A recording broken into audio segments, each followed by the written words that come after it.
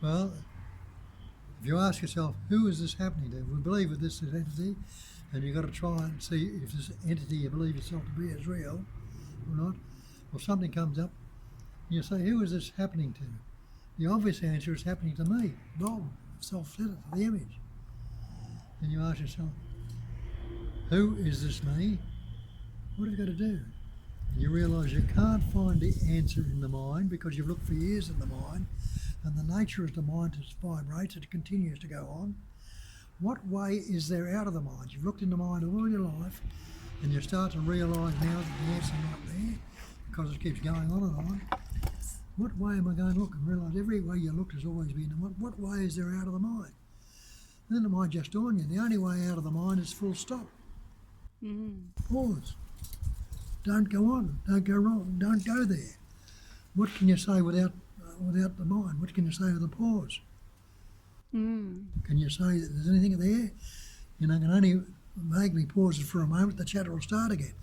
But in that basic pause, the stopping for a moment or two, you'll realise you didn't stop seeing, you didn't stop hearing, you didn't stop breathing. The functioning, the life essence was going on, but thought had stopped. And every night when you go to sleep, what happens? You give up that thought, I am, every night. If you were that thought, you'd know you're not that. You wouldn't lose sight of it. But you're glad to give it up every night when you go to sleep. You go to sleep without a qualm. You don't want to go to sleep. So you know you're not that thought. And then you get the taste of it. What's wrong with right now if I don't think about it? I'll say it again because the car was passing. So what's wrong with right now if I don't think about it? And again, go back, see what's there without a thought. You try and look beyond the thought. And you say, I'm looking without a thought. And then that's another thought. So you drop that. What's next? I'm dropping it. That's a thought. Yeah. Oh, shit, I'll let it all go. And that's a thought. But all of a sudden you might let go. Realise you're trying to grasp with the concept of a thought, but always bring another thought. But you get the chance to see, without the thought, this little gap there, then that little gap will get longer and longer. And thoughts will continue to come up. But you've seen through it when you can't believe in them again, and something that can't be believed in, the energy of life is not keeping it there, is going to move on. It must move on. It's transient. It's only the idea of belief that keeps them there and keep hanging around for days, weeks, sometimes for years. The conceptual image we got, the conceptual belief is still there, and we call that our conditioning. And is it true that the psychological suffering drops off and you don't need to suffer psychological pain, worry and anxieties and anger anymore? That's right. They can come up, where before they might hang around for days, weeks, because you're in conflict with them when you're relating to them, trying to get rid of it. Instead of leaving it as is. There's a fight with it, a resistance to it. And as I say, any resistance is conflict, and any conflict is uneasiness or disease. And disease is anxiety, it's fear, it's unhappiness, depression. That's all disease. So they still show up, but before you call them suffering, they're gone? You see it, no, they might stay there for a little while, but they'll get, the more and more it's seen through, the less and less hold they're going to have on you, because you can't believe in, when you see something that's false, you don't believe the earth is flat anymore. You've seen through it. You don't see the sea is blue anymore. You've seen through it. You don't see where the sea and the sky meet. It's not the end of the earth anymore. Why? It still appears to be so. The appearance will be there, but the truth about it is none. You can't believe it anymore, so it doesn't bother you for very long. You're not going to be taken in by the blue sea. When you see a cloud-covered sky in the morning, you're not going to say the sun's left the sky. You can't believe it anymore, because you know, even though you don't see the sun, you know that for certain the sun is always there, you know. So even though you see there is a seeming individual, you know it's not true? How can it be true when you've seen false? So if it's not true, can you fixate on it? You're going to continue to believe on it, and it must move on if it's not fixated on. And the great, you know, it's an unfixated awareness, just as it is. Yeah. Be utterly awake, as it says, with the five senses wide open. When you're awake to those five senses, where you're seeing, hearing, tasting, touching, smelling, thinking, all the sensations are going on, and you're utterly awake to that. When we're functioning in the me, we're functioning from this self-centered belief, and we're only functioning on one of them, whatever it is, the seeing, the hearing, the tasting and the touching, even though when you recognise the others are going on now. Can you hear those cars going by right now? Yeah. They're in the background, but you're focusing on me and what I'm saying. Yes. You're seeing the movement of those clothes on the clothesline blowing around. You're seeing it, but we're not taking them. They're not in the background. They're all in the background, not taking notice. Mm-hmm. See the wind, you can feel the wind on your skin.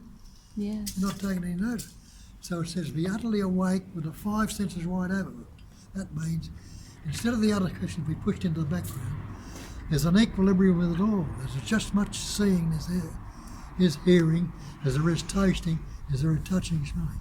And it goes on to say, be utterly awake with the five senses wide open and be utterly open with unfixated awareness. Where you're not fixating on one, you're going with each and every one of them as it comes up. If it's necessary to leave the seeing to what's going on in the background, you'll switch to the hearing or the movement. And see it moving away from the stillness. You see the movement is necessary, something, and you'll move to that. But you're not fixating on them, and then where you're constantly moving around in the totality.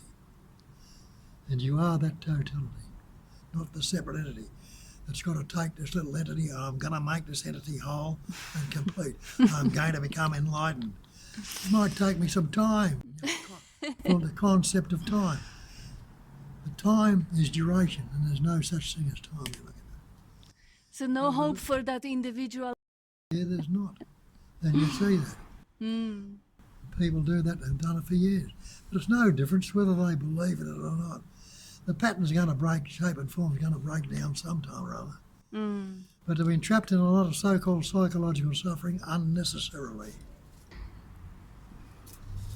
So start from the fact, whether you recognise it or not this moment, that I am already that. Start from the fact of already that.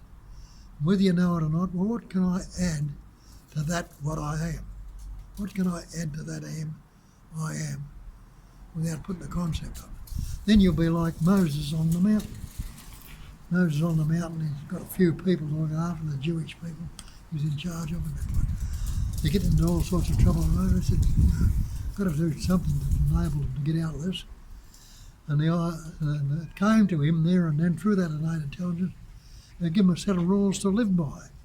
So I put up a set of tablets of 10 Commandments. Now he says, I've got to take these back to the people and tell them. Well, what are they going to do? Tell them. Who am I going to tell them sent me? Because I'm not going to say he knows from me. And that inner voice came to him again, tell them I am sent you. I am is my name. And Moses realised, shit, I am that I am. I've always been that I am. And he realised his true nature there and then. Shit, I am that I am. Yeah. Shit, what is not that I am? Yeah. Everything is that. Everything is that I am, and I am. And that's what the Psychedelic tells you. He says, stay with the I amness, not with the thought. The I amness translates as that sense of presence, the knowing that you are, the actual knowing. It translates through the mind as the thought I am. And that great mantra is I am that. I am that essence, or I am that essence.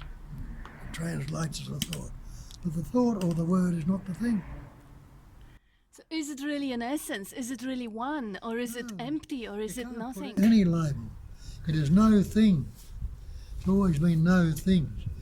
And all the pattern shapes and forms in its manifestation are only things. Now, can something come from no thing? They're all appearing in the empty space.